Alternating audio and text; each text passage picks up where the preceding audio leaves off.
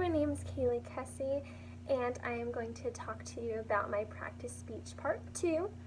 And the topic of today is going to be nonverbal communication. So in my slideshow, I picked about 5 different topics to choose from. I also wrote about eye contact. So when I talk, so say we're talking right now. Eye contact is the most important thing to do. It just shows a sign of respect. It lets the speaker know that you care what they're talking about. So say I were to just kind of be looking away when someone is talking to me. I would say they clearly don't care, because like this, they're not making direct eye contact with me. When someone cares about what you're talking about, they'll look at you, they'll smile, they'll show some sort of facial expression that they care. So that's one of my topics for nonverbal communication. The second topic is going to be facial expressions. So if I'm smiling and I'm really into our conversation, you can tell that I really do care.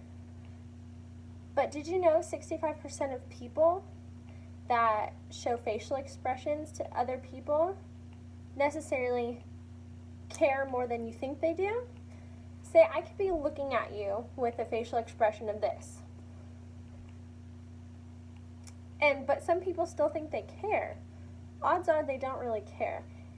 If I'm looking at you and I'm just giving you a kind of, bland look, like, okay, are you done talking now? Odds are I really want you to be done talking. So that's facial expression. And you can do like a lot with your eyebrows and rolling of the eyes and kind of smirking like, okay, sure, I get what you're talking about. But do they really understand what you're talking about? No, probably not if they're giving you that facial expression. Okay, posture, my favorite one.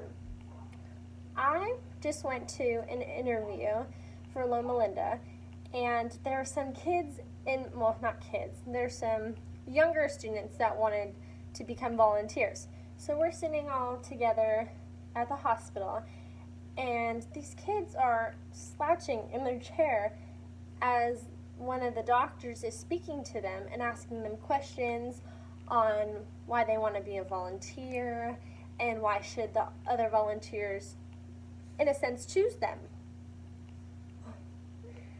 And one of the high schooler kids was slouching in his chair. And so I went up to him and I asked him, I was like, sorry. I was like, do you not want to be here because you're slouching in your chair?